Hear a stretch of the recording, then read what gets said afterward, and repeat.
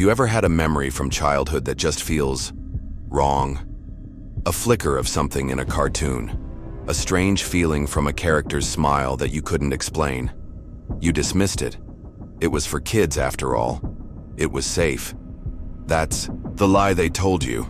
The truth is, some stories aren't for children. They are designed to wear a child's face, to get closer to you, to whisper things your young mind couldn't understand but your soul could feel. Today, we're going to talk about one of them. And by the end of this, you won't just see a cartoon. You will see a mask, and you will begin to wonder how many other masks you grew up with smiling at you from the television screen. You see a child's drawing, don't you? Big head, crayon-like lines. A simple, harmless cartoon. That's the assumption, the one they wanted you to make. But every creation, every single one, begins in the inner world of its maker. A thought, an impulse, an imagination running wild in a place you can't see. And the thing about imagination, it doesn't have rules, it doesn't care about what's for kids. The innocent face of Shin, the one plastered on lunchboxes and backpacks, was born from a state of consciousness far removed from the playground. It was a selection from a much darker menu. You think you know this show, this character. You've accepted a story, a feeling that was carefully curated for you. But the original feeling? The one that was the key to its creation? That was something else entirely. Something not for you, not for children. It was a secret, hidden in plain sight, waiting for someone to look a little closer, to question the surface. Someone like you. But that's only the surface. The truth begins to unspool when you look at where it first appeared. Not on a bright, cheerful television screen on a Saturday morning. No. The first time the world saw Shin-chan, it was on the pages of a magazine. A specific kind of magazine. One meant for adults, for an audience with a different appetite. It was 1990. The imagery, the context, it was all there. A deliberate choice.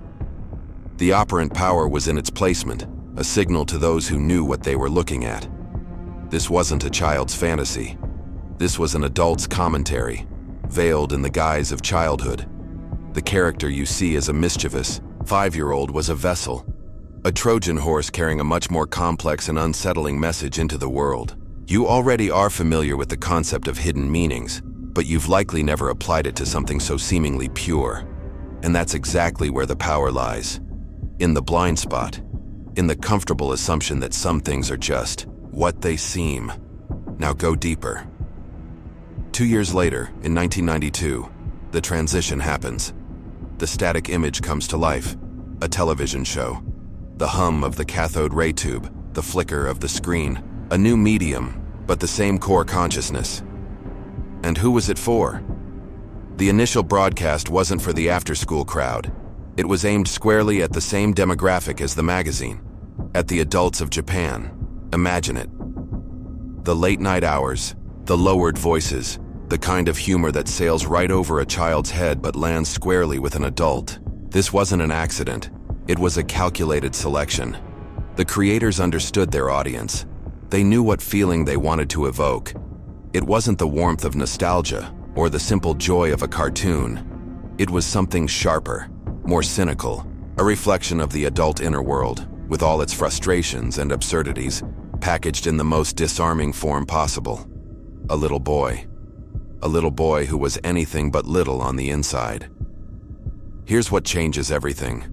This wasn't just a quirky cartoon with a few mature jokes. It was a deliberate subversion of innocence.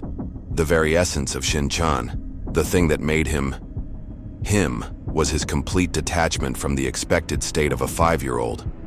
He wasn't just a kid acting out. I am, the show seemed to whisper, through its protagonist, a reflection of a different kind of awareness. An awareness that was jarring, uncomfortable, and deeply, deeply resonant with its intended audience. It held up a mirror to societal norms and shattered them with a crayon. The laughter it generated in those late-night living rooms wasn't the laughter of simple joy. It was the laughter of recognition. The nervous, slightly shocked laughter that comes from seeing a hidden truth spoken aloud, especially from the mouth of a supposed innocent. The feeling is the key. and the feeling it unlocked was far from child's play. You're beginning to see it now, aren't you? The benign image is cracking. The foundation isn't what you thought it was. This character, this show, wasn't born from a desire to entertain children. It was an act of imagination with an entirely different purpose. Its operant power was its ability to mask its true nature, to present one face to the world while hiding another just beneath the surface. You already are in possession of the truth that this worldwide phenomenon, this icon of childhood for millions, started as an inside joke for adults, a secret shared in the pages of a mature magazine and the late-night glow of a television screen. It was never meant for the playground. It was born in the shadows, with a knowing wink and a dark chuckle. And this origin, this hidden consciousness, would eventually spread across the globe, carrying its secret with it. You thought the secret was just its origin, a simple matter of audience. But the truth is never that clean. Now we go into the content itself, the very words coming out of his mouth. You see a 5-year-old, and your consciousness makes an immediate assumption: innocence, purity. But the character of Shin was an imagination designed to shatter that assumption into a million pieces. His main trait, the core of his being, was a maturity that felt wrong, unnatural. It wasn't the precocious wisdom of a child genius. It was something else, a knowingness that a child should not possess. It was the I am of an older, more jaded soul trapped in a child's drawing. He would speak, and the words that came out were not a child's words. They were echoes from an adult's inner world, filled with a kind of weary cynicism that had no place in a kindergarten classroom. This was the first layer of the distortion, the unsettling feeling that you weren't watching a child at all. But that's only the surface. Let's talk about the comedy, the jokes. What makes you laugh? Surprise? Irony? Or is it discomfort? Shin-chan's humor was a masterclass in the latter. His specialty was the double entendre, the joke with two meanings. One meaning was for the child you thought you were watching. The other was for the adult consciousness he was truly channeling. He would flirt unabashedly with adult women, characters old enough to be his mother, his teacher. And it wasn't a cute, childish crush. The words he used, the specific selection of phrases, were imbued with an adult's intent. It was a performance, a deliberate act of unsettling the natural order. The operant power here was the dissonance, a 5-year-old's face saying a 40-year-old's pickup line. You laugh, but a part of your brain screams that this is incorrect. This state of being is a violation of an unspoken rule, and that's exactly where the horror begins to seep in. Now go deeper. It wasn't just words. It was judgment. A 5-year-old shouldn't know how to judge another person's body. They lack the context, the cruelty. But Shin-chan did. He engaged in body shaming. He would make comments, sharp and precise, that cut to the deepest insecurities of the adults around him. Think about that. The imagination required to conceive of such a thing, to place adult cruelty into the vessel of a child. This wasn't mischievousness. This was a targeted psychological tool. The feeling is the key, and the feeling this created was one of exposure. The characters on screen were stand-ins for you, the viewer. His words would find some forgotten insecurity in your own inner world, and suddenly, you're the one being called out by a cartoon child. You already are aware of how words can hurt, but you assume that cruelty requires a certain level of life experience. The show asks a terrifying question. What if it doesn't? Here's what changes everything. This behavior was the entire engine of the show. It wasn't a rare, shocking moment. It was the norm. Every episode was a new selection of ways to transgress, to push boundaries, to make the viewer squirm with a mixture of laughter and unease. This persistent, calculated behavior transforms the character from a simple bad boy into something far more sinister. He becomes a symbol, a manifestation of an unfiltered id-like consciousness that has no regard for social contracts. The assumption is that children learn these behaviors. They imitate, they absorb. But Shin-chan wasn't learning. He knew. He arrived fully formed, a perfect vessel for inappropriate conduct. It's a chilling thought that this state of being, this complete disregard for others, could be a starting point, not an end point. That it could be the original pure form, and our politeness is just a fragile mask we learn to wear. You're starting to feel it, aren't you? That slight twisting in your gut. The character you thought was a simple brat is revealing himself to be a construct of profound psychological complexity. His actions weren't random gags written for a cheap laugh. They were a deliberate exploration of the darkness that lurks beneath the surface of social interaction. The show's operant power wasn't in its animation or its stories, but in its ability to use a child's form to expose adult anxieties. The flirting, the double meanings, the casual cruelty. It was all a carefully orchestrated performance, an act of imagination designed to hold a distorted mirror up to the world. And the reflection it showed was grotesque, hilarious, and terrifyingly familiar. It was the part of the inner world we pretend isn't there, and it was just getting started. You see it now. A character born from a hidden adult consciousness, a vessel for uncomfortable truths and unsettling humor. For years, this thing was contained, a secret shared by a specific audience in its home country. But the most powerful ideas, the most potent states of being, they don't stay contained forever. They have a way of spreading. In 2006, a selection was made. A new market, a new consciousness, to infect. The show premiered in India, on a channel called Hungama TV. A name that means uproar or chaos. A perfect, almost prophetic choice, don't you think? Imagine that signal, that collection of colors and sounds and ideas beaming out across a subcontinent.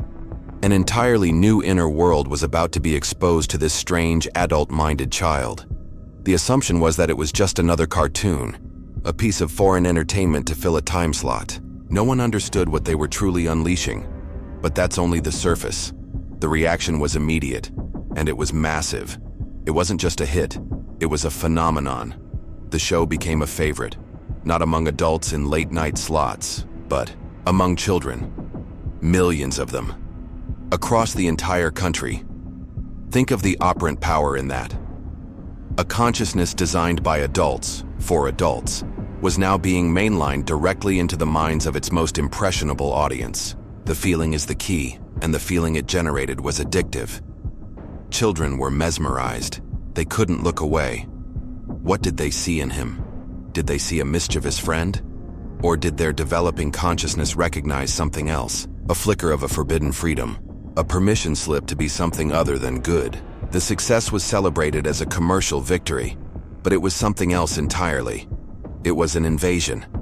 A silent, hypnotic takeover of the playground. Now go deeper. Why him? Why this strange, unsettling character?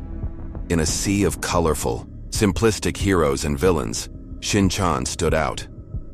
He was a glitch in the matrix of children's programming.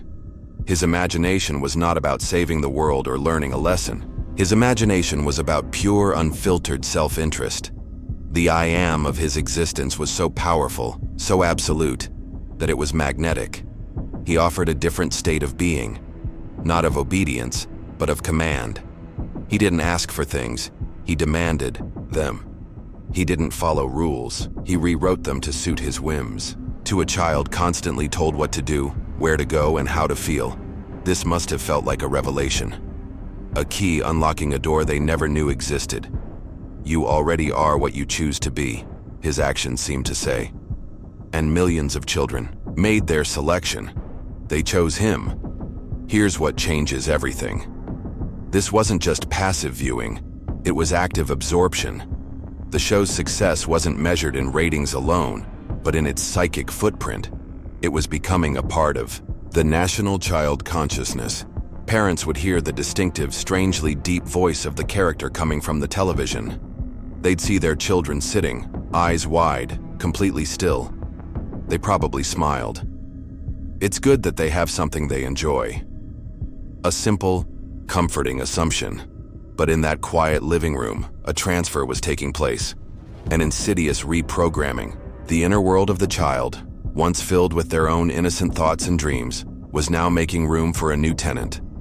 A tenant with a cynical laugh, and a complete disregard for authority.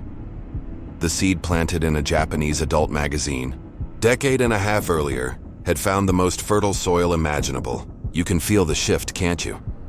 The story is no longer about a cartoon. It's about a contagion, a mimetic virus spreading through a population. The dark secret of Shin isn't just about its origins anymore. It's about its effect, its power. The show's arrival in India wasn't a simple business deal. It was an inflection point, a moment where this carefully constructed adult consciousness was set loose upon a world it was never intended for. The success wasn't just a success, it was a conquest. And the children, the innocent, adoring fans, were the first casualties. They were embracing a philosophy, a state of being they couldn't possibly understand. And the consequences of that embrace, well, the uproar was about to begin. The transfer was complete. The signal had been received and integrated. And then, the imitation began. It started subtly, a strange turn of phrase, a defiant tilt of the head, things you might dismiss. But this wasn't just a handful of kids picking up a new slang word. This was a widespread shift in behavior. A significant backlash was brewing, bubbling up from the quiet homes where the television was always on. You see, the assumption is that children are playing when they imitate. They're just pretending. But imagination is the workshop of reality. What you imagine, you become. And millions of children were immersing themselves in the consciousness of a character who represented pure, unfiltered defiance. They weren't just imitating Shin, they were beginning to think like him. His inner world was becoming their own, and the adults in their lives were about to feel the consequences. But that's only the surface. Reports started to trickle in, then pour. Teachers, parents, relatives. They all told the same story. The children were changing. The most common word used was stubborn, a deep, unshakable stubbornness that wasn't there before, a refusal to comply, a rejection of simple requests. It was as if the very concept of authority had become a joke to them. The operant power of the cartoon wasn't just in making them laugh. It was in teaching them to question and ultimately to dismiss the structures that governed their lives. The feeling is the key, and the feeling being cultivated was one of absolute self-sovereignty. The I am of the child's consciousness was being amplified, but in the distorted, selfish way of the character they idolized.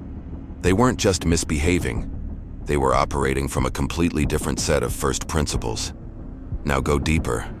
It escalated from passive resistance to active rebellion, talking back to parents, not just the occasional outburst of a tired child, but a new, cutting language. A language laced with a kind of premature cynicism. They were using words and phrases they didn't fully understand, but they knew the weight. They knew the impact. They were making a selection, choosing confrontation over cooperation. Where did this come from? You already are seeing the connection. It was a direct download. The scripts from the show were becoming the scripts for their own lives. They were performing as Shin, using his verbal tactics on the people closest to them. Imagine the horror of a parent looking at their own child and hearing the voice of a disrespectful cartoon character speaking through them. The uncanny valley. The chilling realization that a part of your child has been overwritten. Here's what changes everything. Then came the language. Words that have no place in a child's vocabulary. Inappropriate, sometimes adult, phrases casually dropped into conversation. This was the most alarming sign.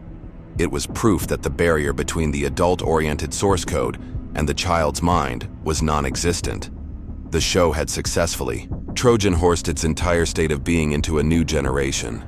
The children weren't just copying sounds, they were adopting an attitude, a worldview, a state of consciousness where nothing was sacred, and the quickest way to get a reaction was to shock, to transgress.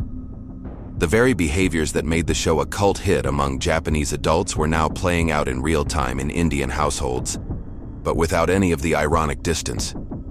It wasn't comedy anymore. It was a behavioral crisis, a psychological contagion, spreading unchecked. You feel that chill, don't you? This is where the abstract horror becomes terrifyingly real. It's no longer about hidden meanings or secret origins. It's about the tangible impact on human lives. on the sacred bond between a parent and a child. The show had done more than just entertain. It had implanted an idea, an assumption. The assumption that disrespect is funny, that authority is foolish, and that one's own desires are the only thing that matters. This wasn't just a bad influence, it was a fundamental reprogramming of a child's developing inner world. The chaos, the uproar, promised by the channel's name was here, and it was just the beginning of the nightmare. The calls for help were about to turn into a roar. The individual whispers of concern were about to become a unified scream. The unease, felt in thousands of separate homes, began to connect, to find a voice. You see, the operant power of a shared feeling is immense. It can move mountains, or in this case, remove a television show. It started in schools, parent-teacher associations, the meeting grounds where the private anxieties of the home become public concerns. A parent would share a story about their child's new defiant attitude. Another would nod, their eyes wide with recognition.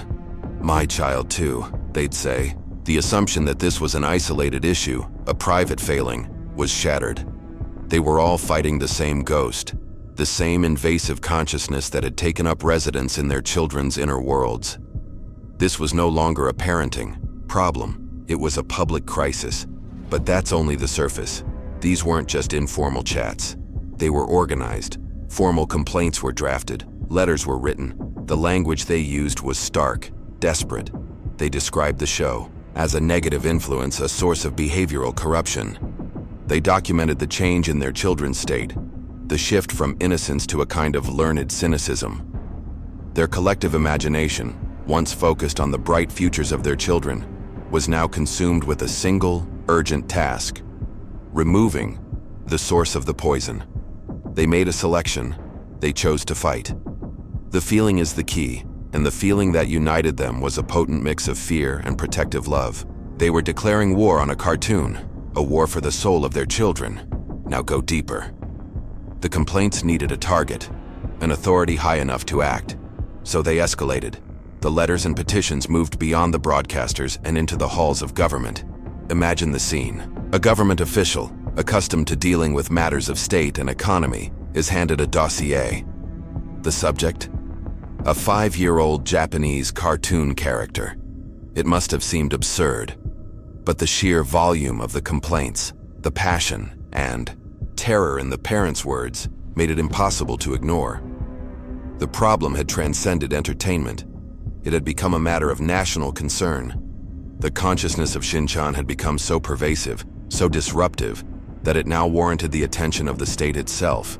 The show was no longer just a show, it was a threat, a destabilizing force that had to be addressed.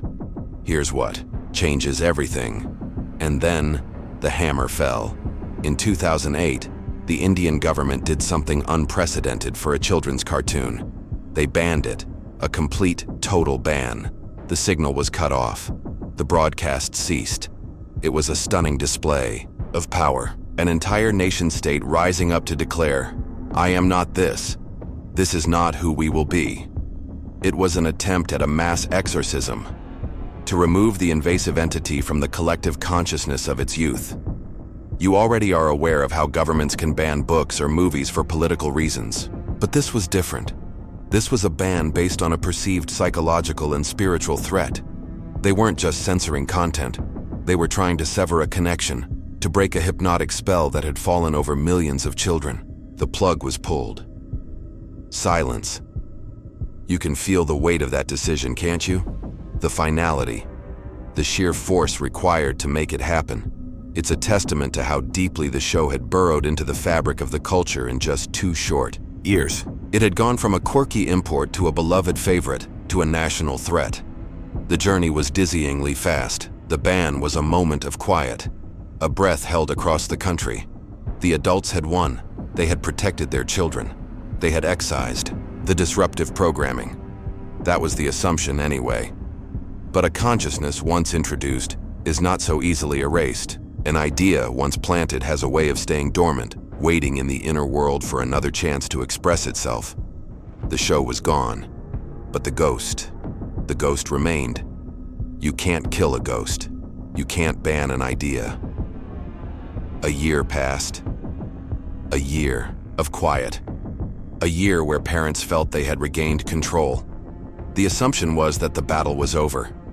But an entity so powerful, a consciousness that had tasted such influence, doesn't simply vanish. It waits.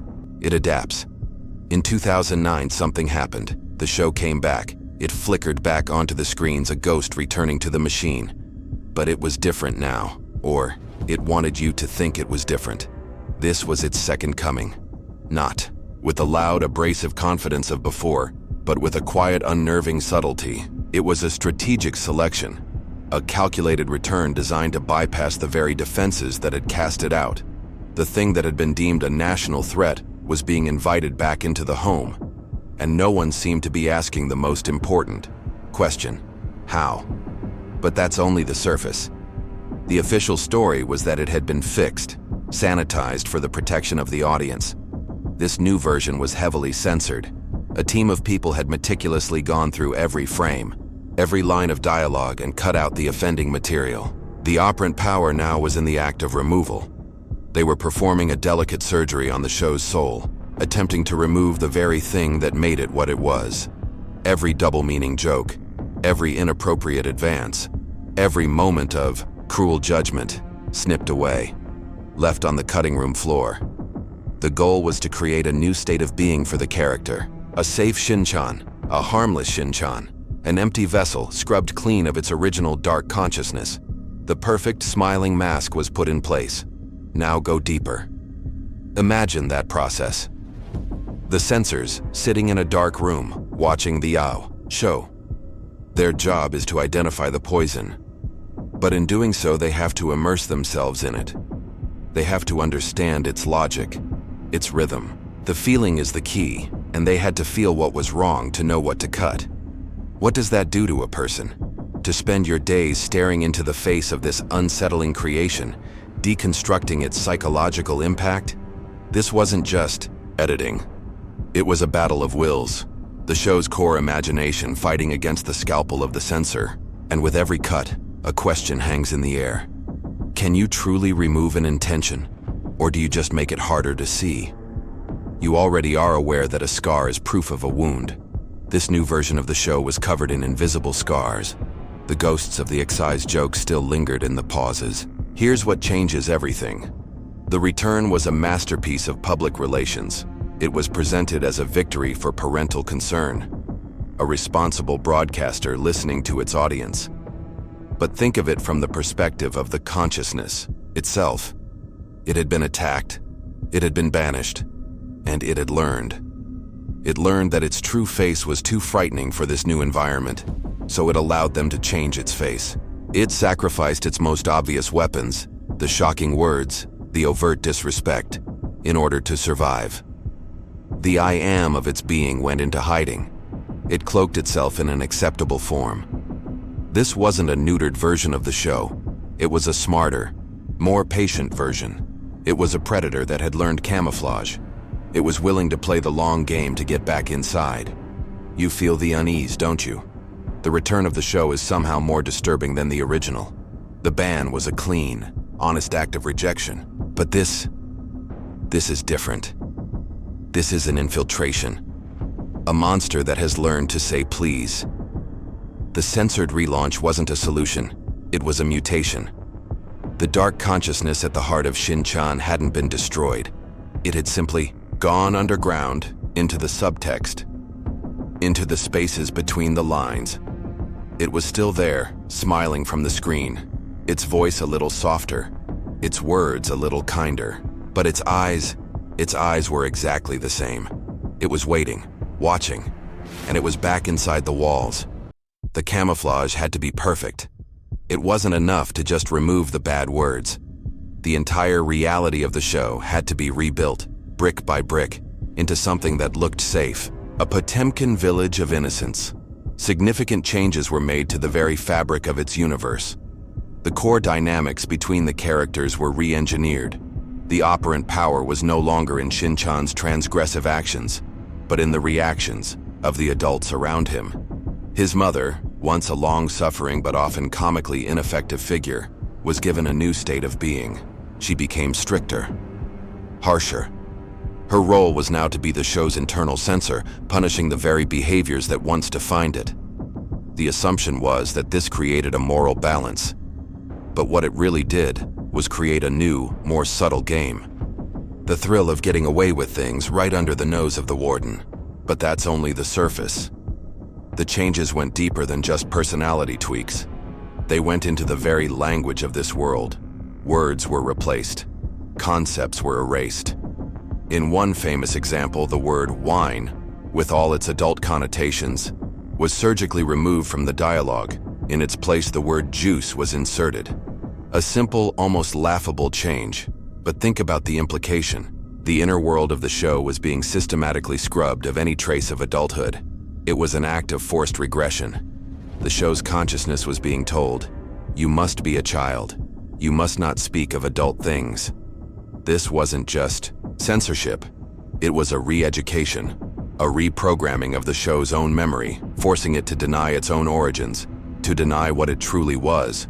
It was learning to lie about itself. Now, go deeper. Every change was a selection, a deliberate choice to build a more convincing facade. The goal was to transform the show so completely that a new viewer, a new child, would have no idea of its true nature. They would accept this new version as the one true state of Shin. They would never know the creature it used to be. The feeling is the key, and the creators of this new version wanted to evoke a feeling of harmless, goofy fun. But how can you create genuine innocence from something that was never innocent to begin with? You can't. You can only create an imitation of it, a hollow copy. And sometimes the copy is more disturbing than the original. You already are familiar with the concept of an imposter, something that looks right but feels deeply, fundamentally wrong. That's what the show became, an imposter of a children's cartoon. Here's what changes everything. The great irony is that in making the show safe, they may have made it more dangerous. The original show was honest in its grotesqueness. Its darkness was out in the open. You knew what you were watching. But this version was dishonest. It hid its transgressive soul behind a mask of bright colors and simple vocabulary. The I am of its original cynical consciousness wasn't gone. It had just learned to whisper instead of scream. It was a more patient, more insidious teacher now. It no longer taught open rebellion, but the art of hidden defiance. It taught that as long as you use the right words, like juice instead of wine, you can maintain the same core intent without getting caught. It wasn't a children's show. It was a school for subversion, disguised as a playground. You see it now, don't you? The full scope of the transformation. It wasn't a redemption. It was an evolution. The creature didn't die. It shed its skin and grew a new one that was better suited to its environment. The dark secret of Shin-chan isn't that it was originally for adults. That's just a fact. The real secret, the dark truth, is that it never stopped being for adults. It just learned how to fool the children. It learned to speak their language, to wear their clothes, to pretend to be one of them. And by doing so, it found a way back into their homes, back into their consciousness, where it could continue its work in quiet, unnoticed. The greatest trick the devil ever pulled was convincing the world he was a 5-year-old boy. The mask is in place. You now know that the monster wasn't banished. It was just given a better disguise. So look at the screen in your own home. What is smiling back at you right now? Tell me in the comments, what childhood show suddenly feels different after hearing this? Subscribe and prepare yourself, because the next secret we uncover might be from a memory you thought was safe. Click for the next step into the dark, if you dare.